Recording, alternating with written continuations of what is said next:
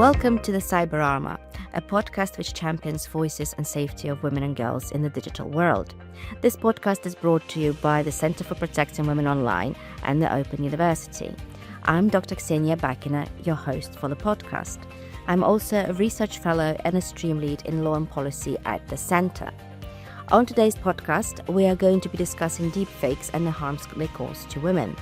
To address this issue, some laws and regulatory measures recommend labeling of AI-created material on social media. So we will also explore what we know about deepfakes and how effective any labeling measures might be. In order to take a deep dive into these issues, I have some amazing guests here with me today. I have Arosha Bandara, who is a professor of software engineering at the Open University, whose research and teaching focuses on software engineering for adaptive systems. He also leads the Future of Responsible Tech stream at the Centre.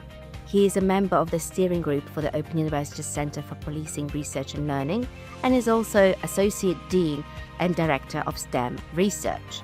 I also have Rose Capdevila, who is a professor of psychology and stream co-lead for human behaviour at the Centre for Protecting Women Online. Her research focuses on gender and digital spaces. She was an international collaborator for the European-funded Segrevuni project on gender-related violence in universities. And last but not least, I have Lisa Lazard, who's also a professor of psychology and a fellow stream co-lead for human behaviour for the Centre with Rose.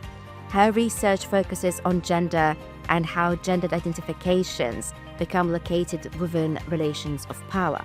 Both Rose and Lisa are also currently involved in the Gender Equitable Interactions Online project, which is a 4-nation European-funded project. So welcome to all of you. It's a huge pleasure to have you here with me today.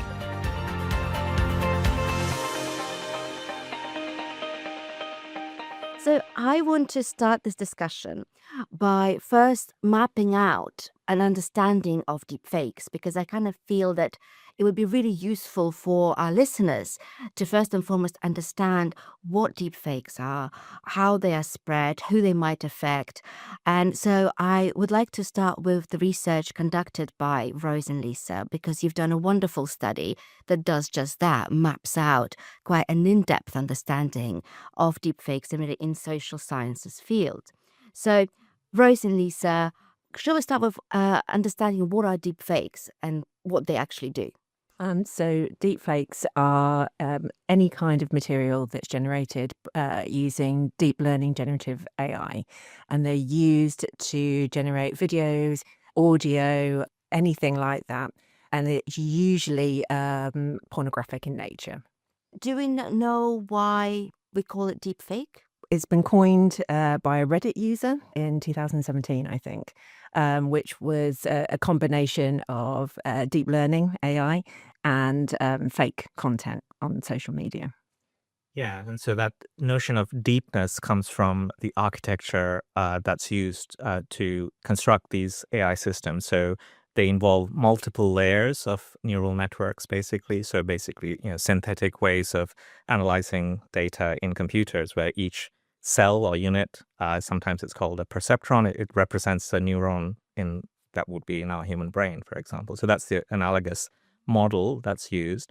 And by linking lots of these perceptrons or neural net cells together in multiple layers is how this technology is able to generate these images. So you start with an image that is like completely random noise, and at each layer, you're adding more structure to it in a way that increases the likelihood that it matches the output that you're trying to generate. So the training of these neural nets is based on looking at large corpora of images that are labeled with particular descriptions of the content in them, and the network learns from those images how to go from random noise to a relevant image, basically. And do we have any statistics, or do we know how prominent the use of deepfakes is online? It's an interesting question, because studying prevalence of deepfakes it's incredibly tricky. However, some recent reports have suggested that something like 98% of deepfake material is pornographic or sexual in nature. And the other thing that research indicates is that of that 98%, of deepfakes that are pornographic in nature, 99% of those are of women. And we have to just say in the context that not all deepfakes are negative, or it's really about the deepfakes that aren't consensual that we really have to focus on, and they mostly aren't. But they are used also by people in sexual play. That's not what we're worried about. That's not our concern. Our concern really is the ones that aren't agreed with and that are done without the victim's permission. Yes, absolutely. And I also think that although the women are, there's a perception potentially that deep fakes often only affect those women who might speak up publicly, because obviously we know that there's a lot of celebrities like Taylor Swift and political figures who've been targeted with deep fakes. But from my own knowledge, there was a case last year in 2024 in Spain where 15 schoolboys were sentenced for creating deep fakes of girls in their class. And I think it's really important to also kind of make our listeners aware of the fact that you don't need to be a celebrity, you don't need to be outspoken online in order to be targeted, because you could be targeted by your next door neighbor. And so what harms do you know that deep fakes generally cause to, that non-consensual deep fakes cause to their victims? There's a wide range of effects that's been identified in the literature. So things like reputational damage, potentially financial damage, and also a range of psychological impacts that can result from being a survivor of deepfake abuse. But I think it's also really important to be aware that the communities produce deepfakes are not always about malicious intent. So actually the scant literature that we've identified is actually suggesting or indicating that there's actually a wide range of motivations for creating deepfakes, and it's quite a complex area. And that's something we want to explore further, don't we? The creators and consumers of deepfake and kind of the motivations there, because some of them are definitely malicious. They're used in blackmail and they're used in all different kinds. But some of it is what's referred to as homosocial bonding. The example that you give in Spain, young boys think it's funny. They think it's funny. They're not really thinking about other people or the impact it can have on the victim. They're just thinking about trying to look cool with their mates. There's also communities, you mentioned celebrity deepfakes, where celebrities are deepfaked, but it seems that the intention isn't to spread these deepfakes. It's more about fandom. So they're kind of isolated communities, and they usually put up notices that these are fake, and that they're really to do with the kind of imagination, fan play. They align it with fan fiction, don't they? Yes, they do. Yeah. Oh, wow. I was not aware of that. Actually, talking about fandom deepfake. So if there are deepfakes created, let's say, of celebrities, do they actually cause that much harm? Like, say, if it's a fan creating a deepfake just to kind of fuel their imagination, and it's not what we see being spread on Twitter, and it doesn't go viral, it just stays sort of within that community, is there a harm to the person who has been deepfaked in that instance, do you think? Well, that's the question, isn't it? I think it's quite a complex one, and it's certainly something that's been raised in the literature. But I think that if it's non-consensual, then there is a harm, and it's not just about that particular celebrity. It's about the perception that it's okay to generate non-consensual images, and using celebrity status as an excuse really doesn't kind of help us challenge those kind of power relationships that underpin the creation of deepfakes in the first place. The assumption that celebrities don't have a right to privacy, Yeah. or control of their own body is problematic. I think there's also an element in terms of that motivation where people are trying to understand and learn about this technology.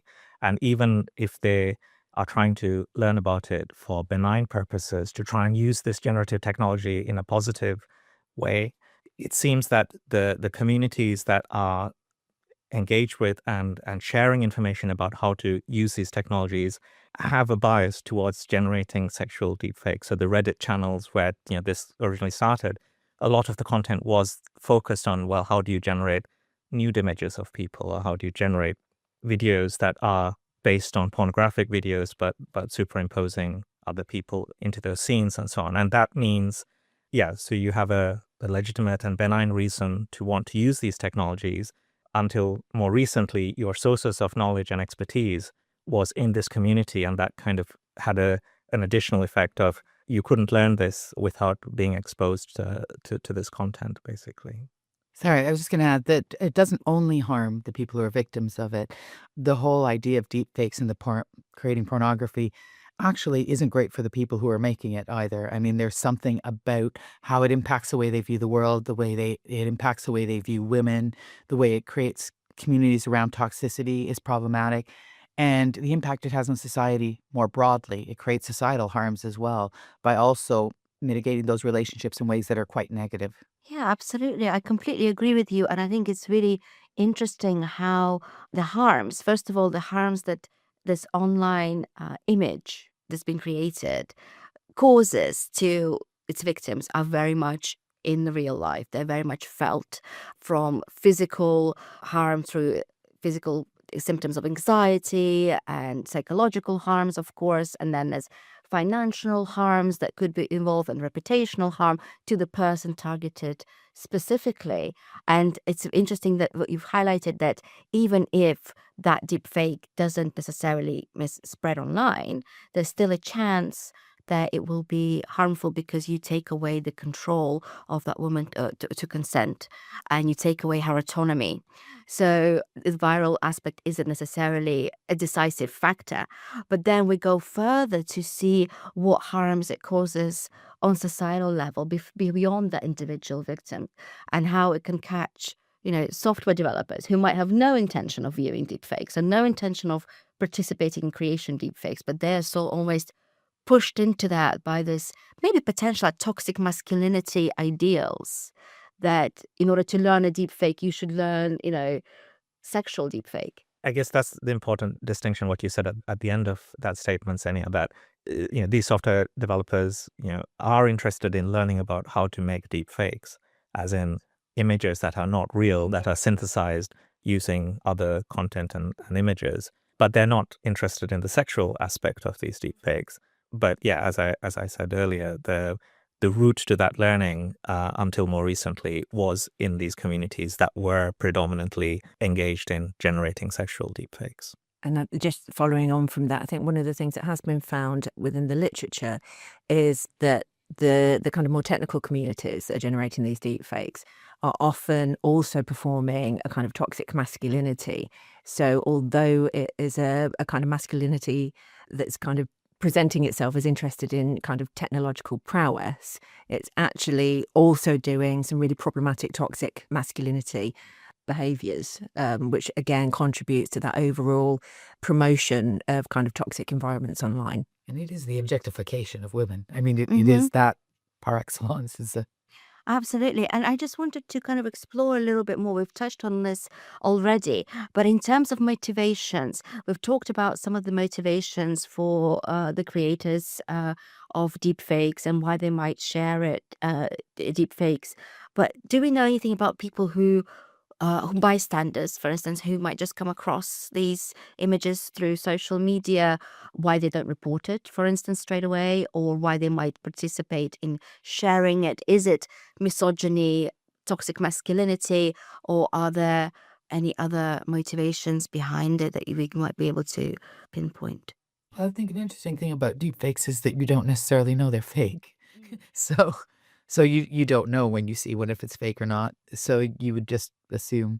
I also think there's a normalization, a sense of disempowerment in terms of social media, where people really don't think if they report things it makes any difference. So why bother? And that's something we need to work on. Small amount of evidence, I think. I think that's fair to say on bystanders, partly because of the factors that Rose has identified. But there has been some experimental studies that suggest that people are more likely to intervene in some way if they feel angry about what they're seeing, rather than if they're feeling guilt for seeing it. So there are, I think, some interesting avenues to explore in the future. I think, Rose, you made a really interesting point about bystander behavior, that it's quite difficult to judge and test because a lot of the times when you see a deep fake, you might not necessarily know that it is fake. And what's interesting is that a lot of laws and regulatory measures that are now being implemented, both sort of at a EU level and beyond. We have Ofcom, who's issuing guidances for various platforms to ensure that any AI-generated material is labeled, that it is made by AI, with this sort of focus on transparency. So I want to come to Arosha, who has done some research specifically on these issues of labeling AI-generated material. So Arosha, could you tell us about your research?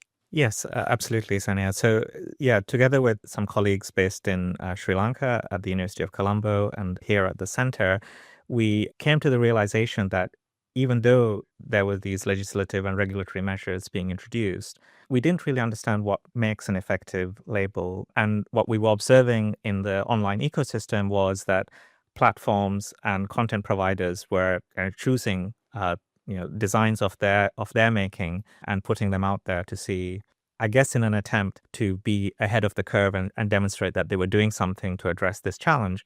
But again, with very little evidence behind to justify the choices they were making in how they were presenting these labels. So their utility is to be determined. I think we're still trying to understand their effect. I think the reason for them comes from the earlier work and imperatives to somehow identify misinformation content. So, the kind of clickbait headlines and content that goes with that tries to mislead people who read or engage with it. And, various efforts to try and control that through mechanisms like on Twitter, now X, you have this kind of community notes feature where people can add additional information and context to highlight if something may be being misrepresented. In other platforms, you have kind of fact-checking links and labeling to indicate whether something has been fact-checked and found to be true or not, and the extent to which that is. But with deepfakes, I think there are two main challenges to those approaches. So one is about the fidelity of them, and as Rose highlighted earlier, it's very hard, for anyone to just look at something and determine if it's fake or not. And then the other one is the mechanization of the technology. The mechanization as a result of the technology developing means these things are being produced at such a rate that it's impossible for people to look at these, make those judgments. So I think at the moment, it's really kind of an intuition hypothesis that these labels are useful or could be useful. But our study was exactly trying to look at how useful might they be and how might different designs of these labels affect that utility. So what we did was looked at the ecosystem of labels that were out there and identify some dimensions of design. So the language being used to describe whether something is AI generated or not, or whether they explicitly use the term deep fake or fake in some form. The colors and icons that are used. So some of these labels use exclamation mark, warning triangle, and red, so things that are indicative of danger and so on. And then also the positioning. So some labels cut across the content and make it you can't ignore it. Other positionings put the label unobtrusively either outside the image but nearby it, or on the image but still not obscuring the main content. So there's a whole range of things, therefore, that we wanted to look at. Yeah, and I looked at your study and I found it really interesting how you collected these different types of labels and sort of tested them on the users. Some of the findings were quite surprising for me. So could you tell us more about which labels you found were more successful in communicating the message and being believed from these sort of samples that you've tested? Yeah, so let me give a little bit more context about the study so that listeners can understand what we did. So we picked 8 images where there were 4 real ones and 4 fake ones. And in each pair of real and fake images, there were some that were representing political figures and others that were just representing celebrity/entertainment type of topics, basically. But we labeled all of these images with different forms of label, and we asked people to, in an online survey, to look at the image with the label and tell us the extent to which they believed that it was AI generated, whether they would, how they might engage with that image, whether they would like it, share it, comment on it, and so on. And we also had a control group who was shown the same 8 images and were asked the same questions, but those images were not labeled. So that was our kind of comparison group that we used. And for me, the most surprising part of the finding was that any label, had an effect on making people believe that the content was fake. Maybe that's too strong, that it was AI generated, because that's how we phrased the question as well, that somehow AI was implicated in the generation of this image. People really believed the label, even if it was a real image that they may or may not have seen elsewhere. But even the real images, if we attach a label to them, people think that there's AI implicated in the generation of them. And in terms of the effectiveness, so there wasn't a lot to choose between the labels. All of them had very similar kind of effects on that belief. But labels that provided additional information. So there's a particular label design standard that's being looked at in the industry called content credentials. And we found that form of label had a slightly higher level of belief and trust in being AI-generated content being correctly interpreted as such, and therefore acted on with more moderation by users. No, I think that's really interesting. It's great to know that labels can work and make the users believe that the content is AI generated. What I found interesting was that amongst the different labels as well, there were some that had sort of red, marked in red with sort of splashed across. And my intuition was like, well, the ones that are most visual, the most vivid, they're going to be most effective. But the reality of it was the opposite, was that actually it was the labels that were much more subtle, that were placed either at the top of the image or somewhere on the sides, that did not interfere with the image in itself, were more likely to be believed. And I found that quite surprising. And what I also found really surprising from your study is that the one issue was, will the users believe that it's AI generated? So if you see a deep fake. But the other question is, even if they believe that it's a deep fake, will that affect their subsequent behavior? And I think your study found that there's a limited correlation to that. That's right. Yeah. Broadly, the presence of a label didn't really change their interaction, engagement with it. I mean, that's a limitation of the study in that we didn't ask them what form that engagement might take. But even between, liking, reacting to it. So again, we phrased the question as whether they would react to it. So it was the form of the interaction rather than specific type of interaction. Some respondents might have said they would react to it, but their reaction might have been thumbs down or angry or something that indicated they recognized it was fake and they wanted to denote their dissatisfaction. So we didn't have sufficiently granular data to separate those different types of interaction. But broadly, the presence of the label didn't affect people's interacting, engaging with it. This is important, I think, from the point of view of the current models of how social media platforms and their algorithms operate, because any form of engagement is seen as an indicator that content should be promoted to others, right? And so the presence of a label actually might have this unintended consequence that unless the algorithms are adapted to reduce the prevalence of this content being shown, it might actually promote it and make it go even further around the world virally than had the label not been there, because it encourages this engagement with it. So yeah, I mean, so similarly with commenting and sharing, people might have said they would share it because they intended to say, look at this fake image, don't believe it, but they'd still share it. But again, it would have that same effect on the current model with the algorithms. The fact that it's being shared multiple times, even with a negative comment, would only promote it further. Yeah, sorry, not to go hugely off topic, but I think the point about promotion is a really important one for all of our work at the Centre for Protecting Women Online, because it's not just what people do, it's also what's being promoted online and why it's being promoted. And that's having huge impact on how these things are playing out in society as well. And we need to recognize that. So there's all that element of it that I think is really important.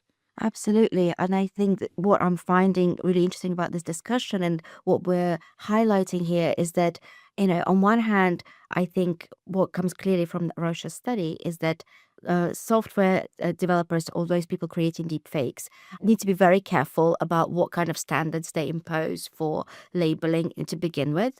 And at the moment, there isn't a single standard, like a universal standard that everyone knows and trusts. And some may be believed less rather than more. But ultimately, there's so much emphasis being placed on transparency as the solution to the problem of pornographic deepfakes, the ones that affect women the most, the ones that cause so much harm, that are non-consensual. But the reality of it is that potentially these labeling exercises aren't going to make the problem go away.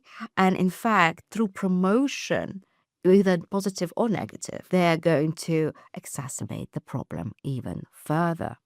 Yeah, and I think the other issue and challenge with labeling is our study just looks at the design of labels. It doesn't look at the decision process that sits before a label is actually applied to some content.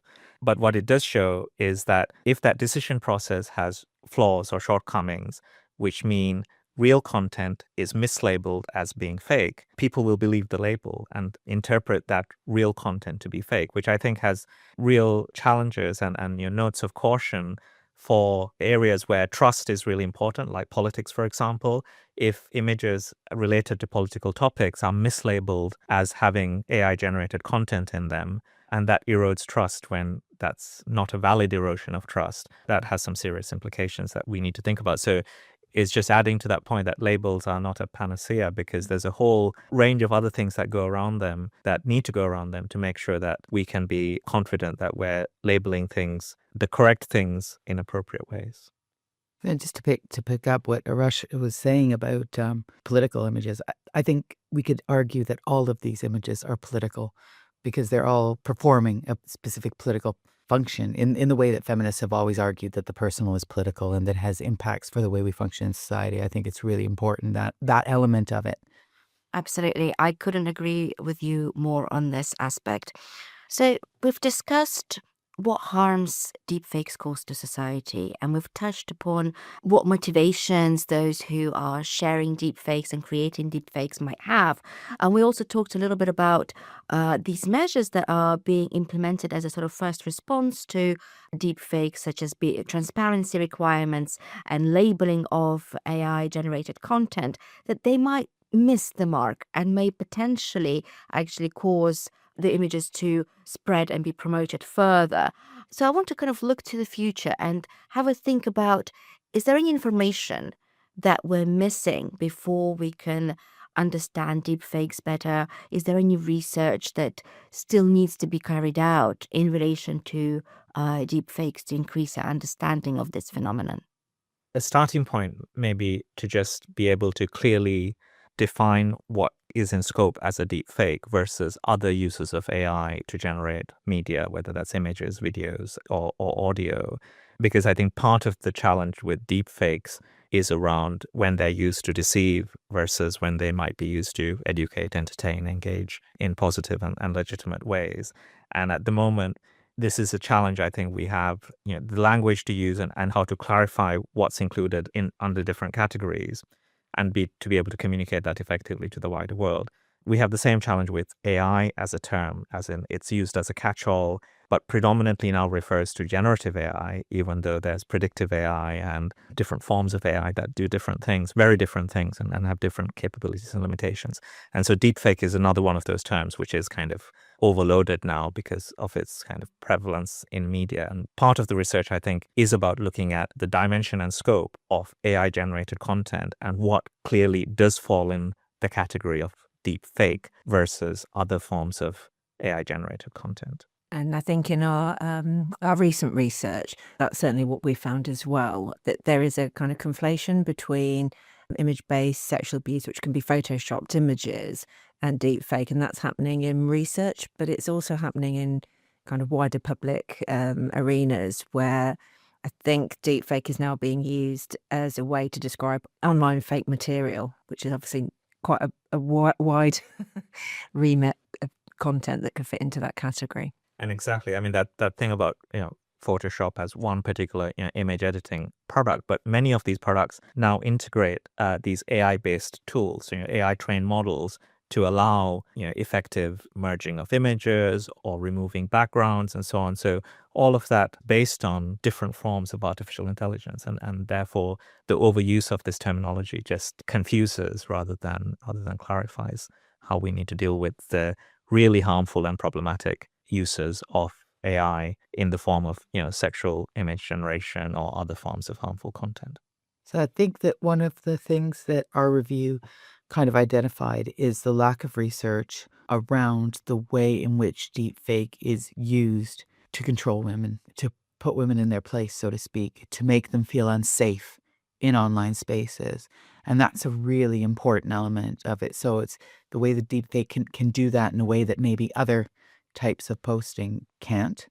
And I think that's something that we're wanting to explore further, because that's something that's just not there. That research around those processes aren't there yet. And importantly, how the platform providers can mitigate that and what they can be doing, which they're not doing, to alleviate that particular danger.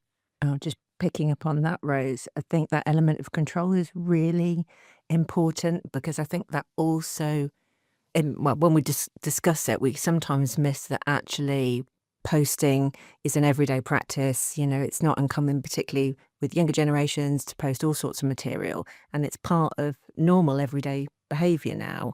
I think we also probably need to attend to and recognise that a lot of sexual relationships do happen online, and actually it's quite normal for young people to do that. And I think part of dealing with the problem of deepfake is embedding an intervention that recognises that properly, rather than undermining young people's practices, because it is just how it is now.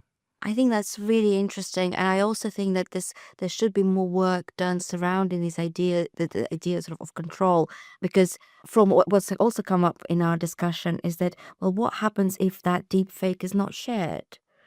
If it's just used to control the victim, then all of that labeling and transparency measures, they don't even come into play because it's not widespread.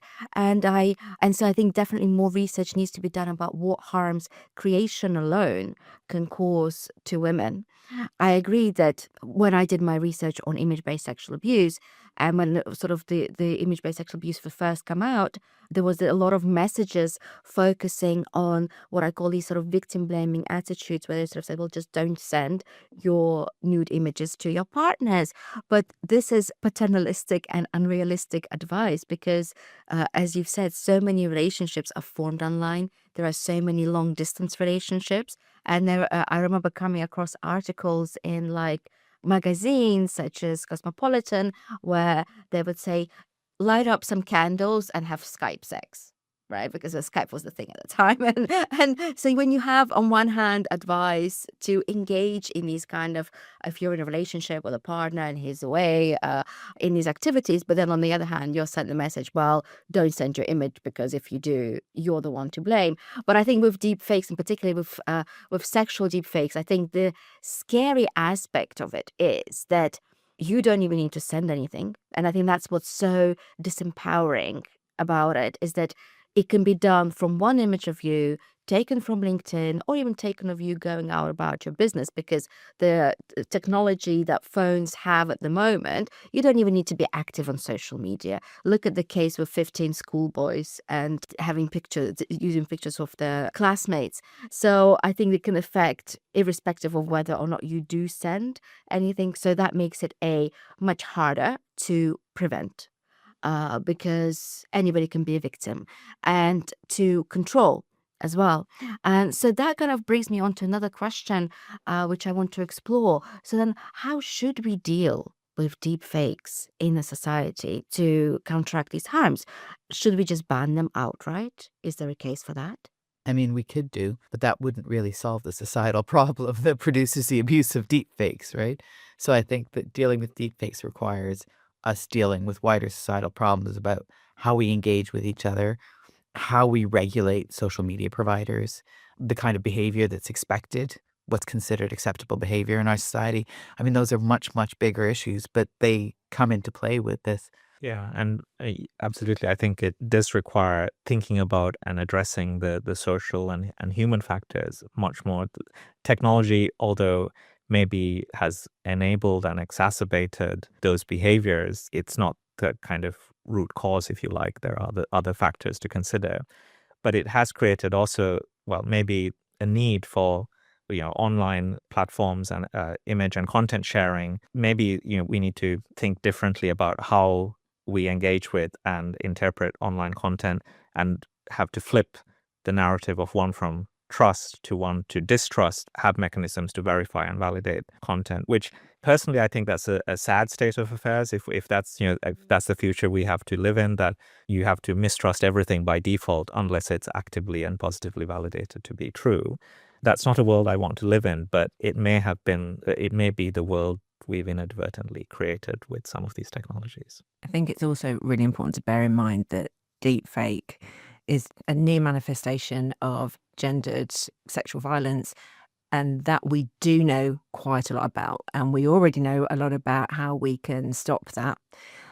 There's an inordinate amount of literature that has very clear pathways to ending violence against women and girls. And I think that's probably where we need to start, rather than seeing this as a completely new problem. We need to go back to the older problem and actually pay attention to the research that's already been done and enact it. And I think that's a really interesting point. As we've said, that potentially deepfakes are just a symptom, they're not the cause.